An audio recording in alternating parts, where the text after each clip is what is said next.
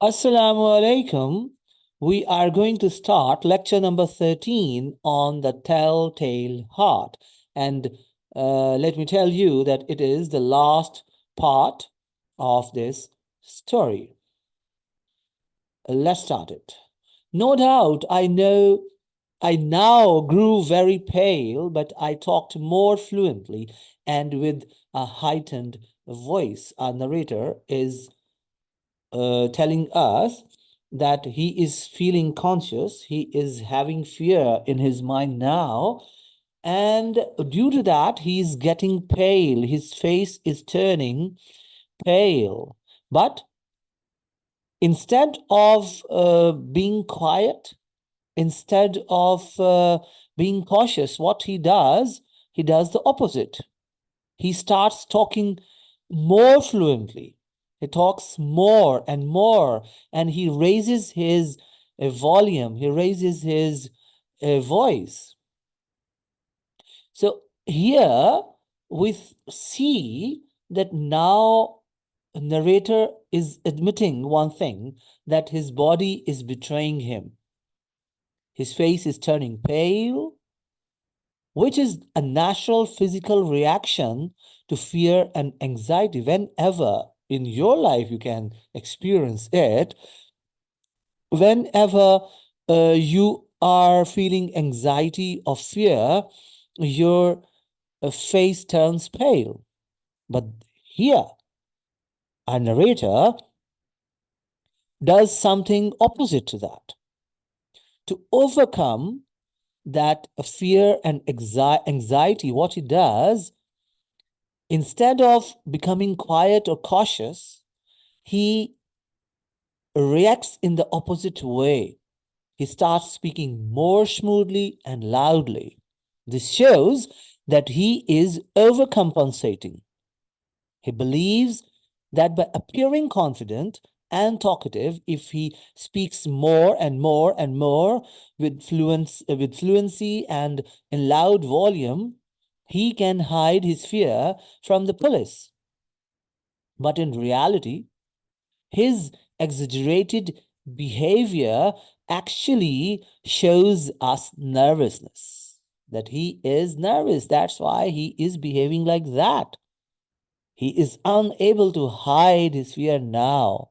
It reveals the beginning, the advent, the start of a split between his outer performance, that he was trying to show confidence to hide his fear, and inner state, that is terror, that is fear. He is feeling fear from inside. Now, let's move to the next part. Next sentences. Yet the sound increased, and what could I do? He's asking question. That he's saying that, oh my God, still the voice is increasing and increasing. Voice of what? Voice of heartbeat. That he is imagining. Nobody is listening to that voice. Nobody is hearing. Police are not hearing that sound, because that voice, because it is not real. So he says, what can I do? And he says it was a low, dull, quick sound, much such a sound as a watch makes when enveloped in cotton. Now he is giving comparison here. He says that the voice is very low, very dull, but very quick. And it seems as someone has hidden a watch in cotton.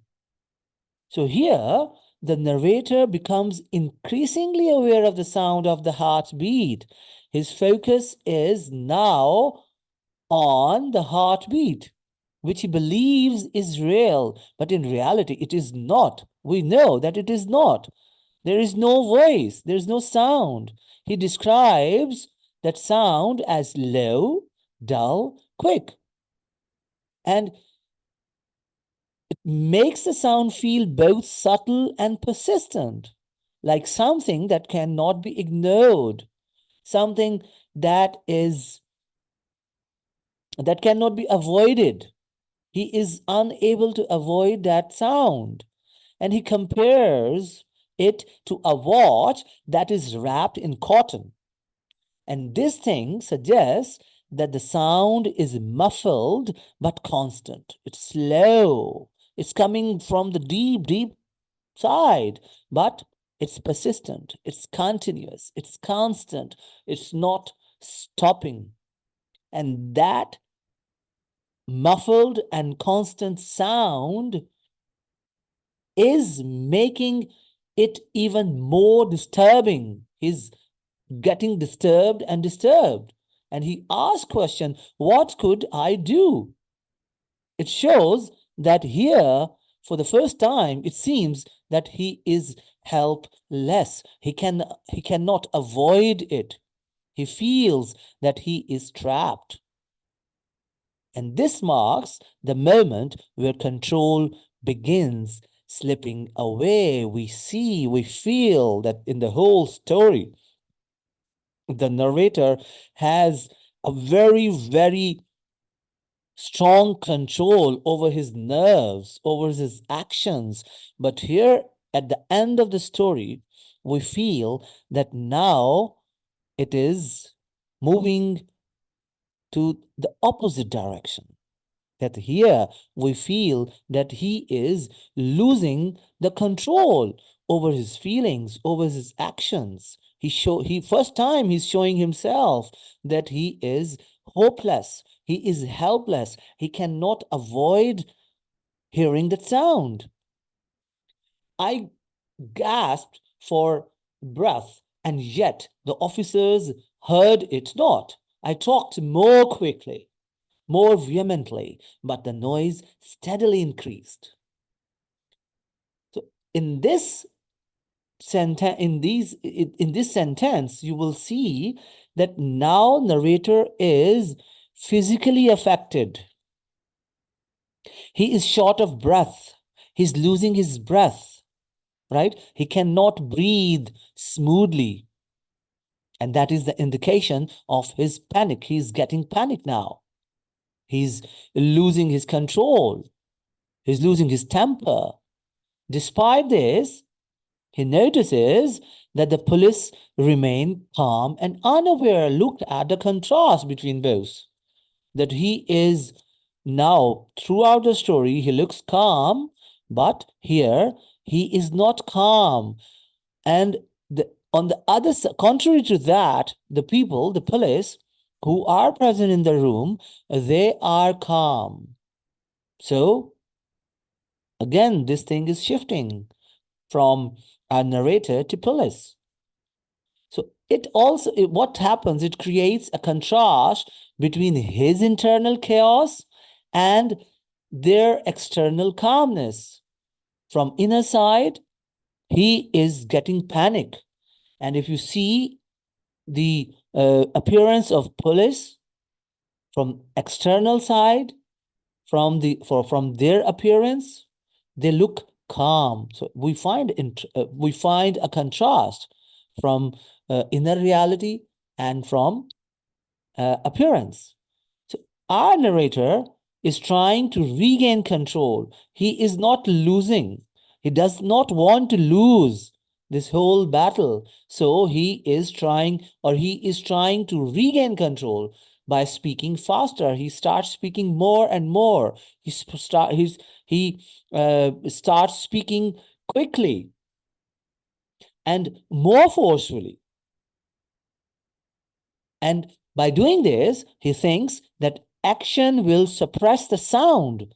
If he speaks more, he speaks louder. If he speaks quicker and quicker. So that thing will hide the sound. And by doing this, he will not be listening, or he will not be hearing the sound. But it does not happen in reality. The heartbeat, the sound of the heartbeat continues to grow. It grows and grows and grows, and it increases higher and higher and higher, and it's continuous. It does not stop. That thing shows that psychological fear cannot be controlled by outward behavior. If from inner side, or if your mind is thinking something different, if your mind is thinking that you are having fear of something, or if your mind is feeling anxiety, it is not possible that you can control your outward behavior. That is very, very difficult, right? So I hope you have understood this part two. Let's move to the next. I arose and argued about trifles in a high key and with violent gesticulations, but the noise steadily increased. See, in every sentence, you will find the reference that the voice is increasing, and now he's saying it's noise. First, it was a muffled sound, but now he's saying the noise is steadily increasing. So it's the sound is increasing.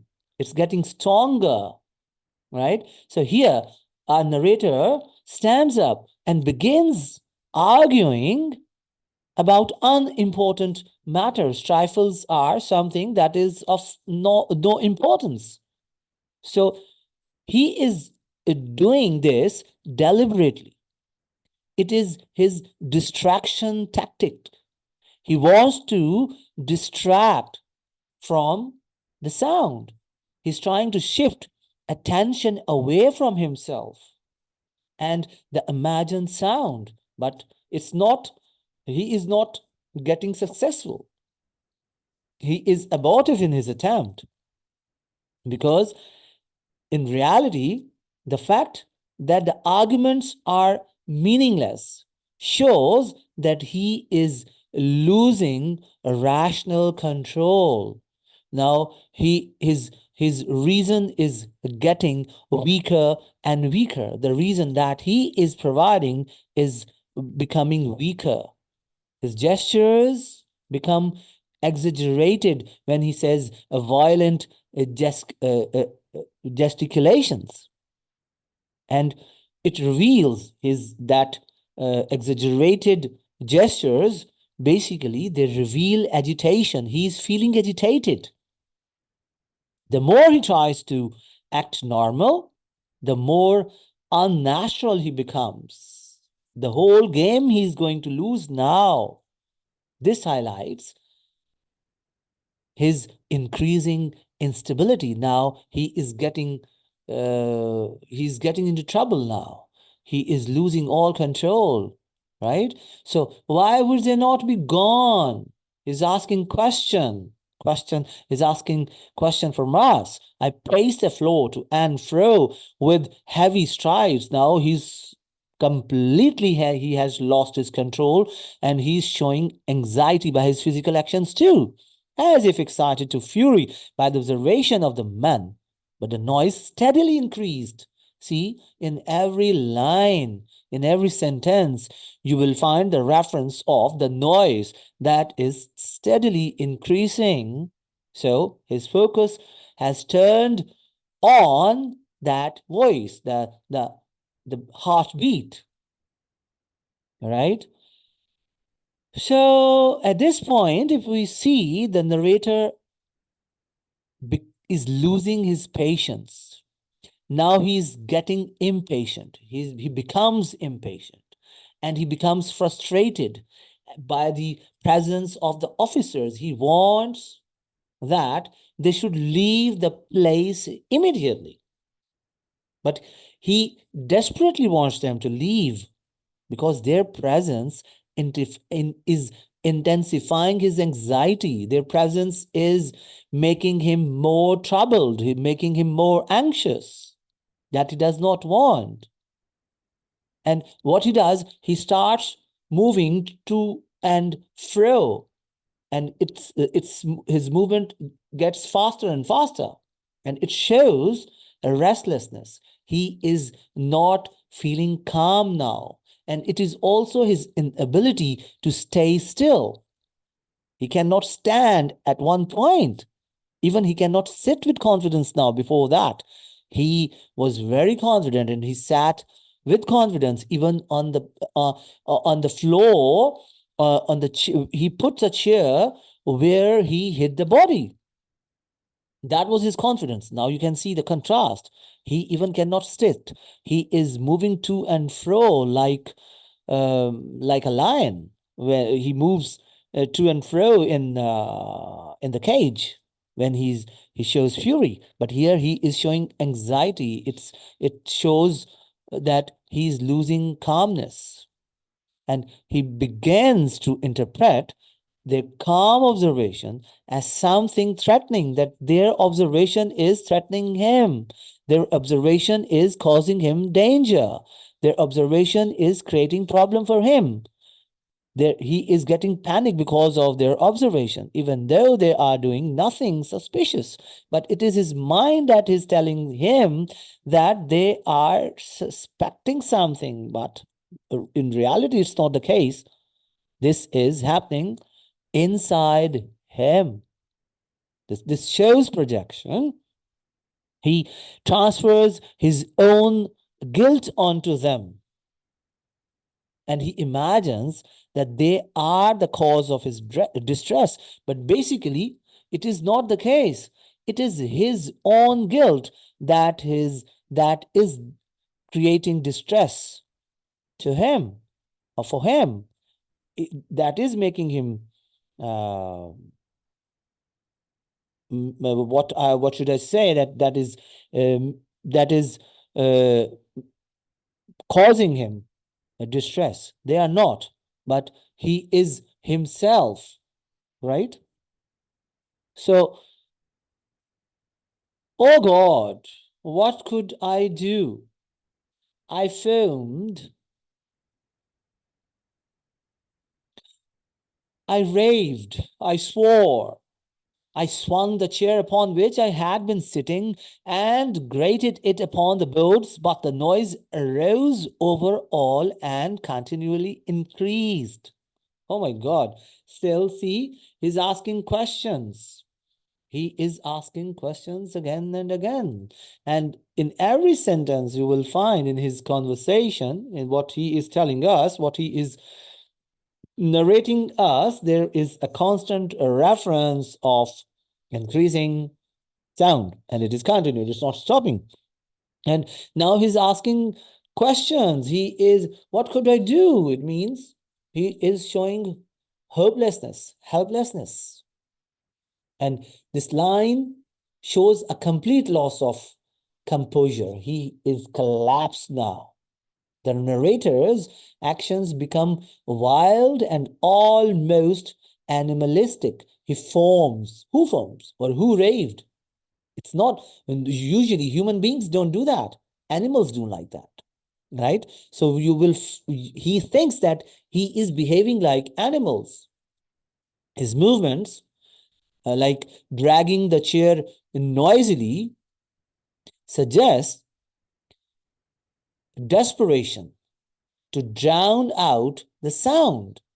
However, the heartbeat grows louder than all his actions. Whatever he's trying to do to hide its sound, to just to do something that he cannot hear the sound, everything is in vain. Everything proves to be abortive. The sound is continuously coming, and it is increasing. So this creates a powerful effect. No matter how much noise or distraction he creates, he cannot escape his own mind. His own mind is now creating problem for him. And this is the height of psychological torment. From inner side, you are feeling torment. You are not feeling calm. Your guilt is killing you now. It is disturbing you now to the extent that you feel collapsed, physically as well as psychologically. It grew louder, louder, louder, and still the men chatted pleasantly and smiled. Look at the contrast. The sound is creating trouble for him, but on the other side, the policemen, they are very calm. They are chatting with each other in very pleasant mood, and even they are smiling. That is more painful. Was it possible they heard not? Now he's asking question. Almighty God, no, no, they heard, they suspected, they knew, they were making a mockery of my horror. Now see, this part is the best lines, in my opinion, because here he is completely collapsed. He's repeating louder, louder, louder. 3 times you find the word, same word. And that repetition reflects the pounding intensity of the heartbeat in his mind. It is not physical. Remember, it is not physical. It is just in his mind. It's just psychological. It is imagination. It is not real at all. And it also mimics the rhythm of the sound itself. Meanwhile, the officers remain calm and even cheerful. That is also painful. That also increases his pain. And this thing confuses and disturbs him further. He begins to imagine that these policemen are pretending they are hearing the sound, but they are acting that they are not listening. And by doing this, they are just causing him pain. They are making fun of him. They are secretly mocking him. This is so by this, we can feel, we can observe that we find the evidence of paranoia and delusion. He's not normal now. He is hallucinating to the extent that it has become paranoia. And he's no longer able to distinguish between reality and imagination. He's unable to decide what is real and what is not real, what is just a piece of imagination. So we can feel his pain now. But anything was better than this agony? Sign of exclamation. So he's telling that he is in severe pain. And he wants to get rid of this pain. Anything was more tolerable than this derision. Again, sign of exclamation. So it's completely his feelings which Poe is showing with the help of exclamation marks. I could bear those hypocritical smiles no longer. I felt that I must scream or die. So the narrator now interprets the officer's normal behavior as fake and insulting. Their smiles seem hypocritical to him. He thinks that they are hypocrites. As if they are hiding knowledge of his crime. They know that he has done the crime, but they are not showing it. They are not revealing it. They are hiding it. This shows how deeply his guilt has distorted his perception. He's perceiving something totally that is not happening in reality. He reaches a breaking point where the emotional pressure becomes unbearable. Now he cannot control his emotions. He's going to collapse. He's going to burst. And here, when he says, I must scream or die, this statement shows that he feels physically and mentally overwhelmed. He's feeling pain physically as well as mentally, psychologically. So here, this part, these 3 sentences, all are exclamations.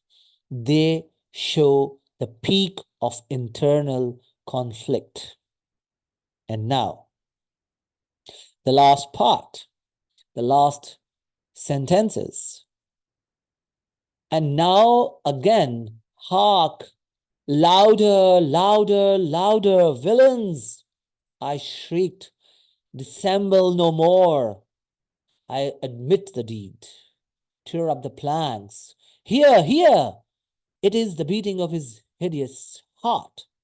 So here, our narrator, who was trying to, who was enjoying his victory, and he was bragging his rationale or his planning or being methodical. Now he is admitting his deed, not because of someone else's attempt or someone else's intelligence, but because of his own guilt, because of his own inner guilt. So finally, if you see here, the narrator explodes and he confesses. He calls the officers villains. He accuses them of accusing them of deception, that they are deceiving him, even though they have done nothing wrong. They are calm. But he is feeling that from inner side, he's feeling that they are deceiving him. So this shows complete psychological breakdown. He's gone now. His command to tear up the planks reveals exactly where the body is hidden. So the crime is revealed. The heartbeat, which is only in his mind, it's not physical at all, forces him to reveal the truth. So his own guilt forces him to reveal the truth.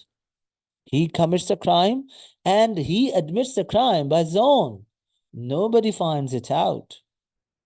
So at this moment, his guilt overpowers his intellect, and confession becomes the only way to escape the unbearable pressure. So now let's critically analyze this last part of the story. If you see how obsession as motivation works here, if you see the narrator's fiction on the heartbeat is more than simple fear. In the whole passage, you will find one thing, that is increasing sound of heartbeat. It is a psychological obsession. It becomes psychological obsession. From the beginning, he notices the low, dull, quick sound, much such a sound as a watch makes when enveloped in cotton. And the constant attention to this imagined sound shows that his mind is consumed by guilt.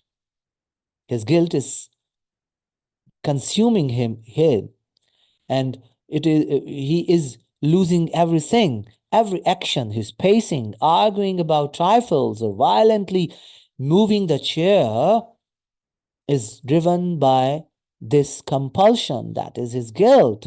His obsession is what leads him ultimately to confess. His obsession forces him to kill an innocent man, and again, his obsession encourages him, forces him to confess the murder, to confess that he has committed this crime. He cannot bear the sound. It is so painful, and it proves that guilt itself becomes the motivating force behind behavior. Your guilt guides you what you have to do. It guides you how you have to behave, and it overrides logic or self-preservation. Similarly, if you see how our narrator is unreliable here, the narrator's account is distorted. His imagination is distorting his narrative. He hears the heartbeat steadily increasing. We find in every sentence in this part that he says it is steadily increasing, yet the police hear nothing. His perception is clearly unreliable. We cannot rely on his perception. It makes the reader, it makes the audience question what is real. For instance, he believes the officers are mocking him. Do you think that it is real? We we cannot rely on it that the police officers are mocking him. Was it possible they had not? He asked question, or he says they were making a mockery of my horror. But they didn't know, didn't know anything. They don't know anything. They have no idea what has happened. So this projection of guilt as external ridicule highlights the untrustworthy nature of our narrative or our narrator of or this narration, right? We are in doubt whatever he's saying. We are in doubt whether he is whatever is going on or whatever he's telling us, is it happening in reality or not? So we find a contrast between inner panic and objective reality. And we recognize that his mind is shaping events to fit his guilt. In reality, it's not happening. It's only his mind, it's only his guilt that is showing him something that in reality is not happening. That's more painful. Hallucinations make you sick. So if you see irony here, it's the hallmark of Poe's style. Poe uses dramatic irony throughout this passage. The officers remain calm and obvious, yet the narrator perceives their presence as threatening. It's not. Their presence is not threatening at all in reality. He becomes frantic. He becomes mad. And he says, I gasp for breath. And yet the officers heard it not more vehemently, but the noise steadily increased. So we, readers, we audience, understand that the heartbeat is imagined. It is not in reality. Nobody is hearing because there is no heartbeat. This disparity between what the narrator perceives, our villain is perceiving, and what is real basically intensifies tension. It increases tension. So this irony lies in the fact that while he tries to control the situation through speech and movement, in the whole passage you will see he's saying again, I start talking louder and louder and more fluently and more quickly, but he's unable to control the sound, right? So he's trying to control the situation, but his guilt, the ultimate guilt, alone creates a situation that he cannot escape. His own guilt is leading him towards his fall, towards his end. If you see another point that we've been discussing, that is madness versus reason. So we'll find that our narrator initially demonstrates a rational planning. There was perfect plan. He carefully murders the old man. He hides his body with perfection. Nobody can find where he has hidden it. However, his mind collapses under psychological pressure. I foamed, I raved, I swore. I swung the chair upon which I had been sitting and grated it upon the boards. Despite his rational intentions, the imagined heartbeat undermines his reason, showing that mental instability can overpower logic and planning. Poe illustrates that human reason is fragile, it is weak when it is confronted by obsessive guilt. Guilt overwhelms each and everything. It defeats human reason. It's so powerful when you are feeling guilty, everything collapses. Then, if you see how psychological horror is created here, the horror in this story comes not from external threats. We've been discussing it. There's no violence, but from the narrator's internal terror, the auditory hallucination of the heart, combined with paranoia, believing the officers mock him, and extreme agitation. All of them, when they are combined, they generate deep psychological horror. The line, anything was better than this agony, anything was more tolerable than this derision, captures the intense emotional suffering. You can find that how much emotionally, how much pain he's feeling, in what kind of condition he is. Poe shifts the horror from a physical crime to the mind itself becoming a site of terror. It makes the reader feel trapped in the narrator's panicked perspective.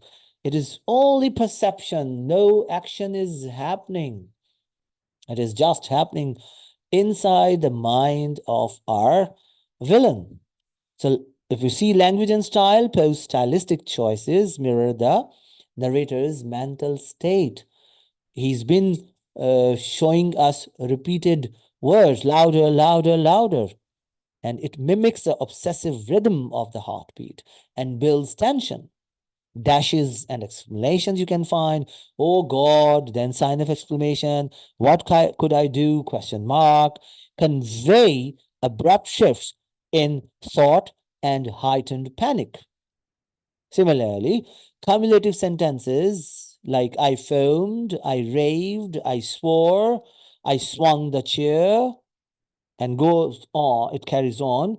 It create these sentences create a sense of sensory overload.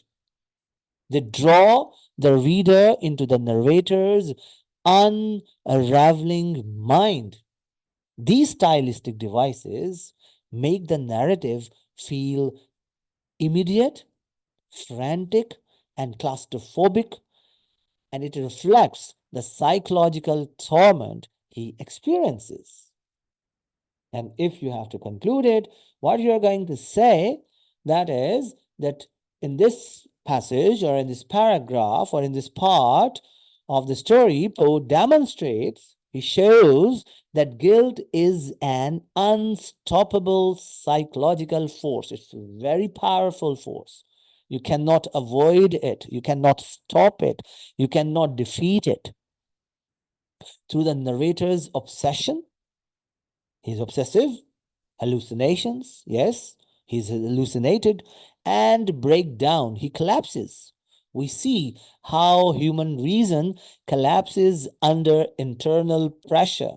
Your psychological pressure can lead you towards disaster, towards catastrophe, and how horror can emerge from perception. Your perception creates horrifying things, and it is not necessary that you need external events to create horror. That is the beauty of Poe's style, that he does not need events to create horror, right? So this story is a masterclass. How it is a masterclass? Because it shows the intersection of obsession, paranoia, and psychological horror. It's a combination of obsession, paranoia, and psychological horror. Three things are combined here. And in this story, we find language that itself reinforces the mental chaos. The selection of words, the choice of the choice of exclamations, the choice of adjectives, the repetition, all what that does, that choice basically creates or shows mental chaos. Here, our story is finished, and I hope you have understood this last part too. It's very important. And at the end, we come to know that your guilt leads you to your destination. Thank you for watching.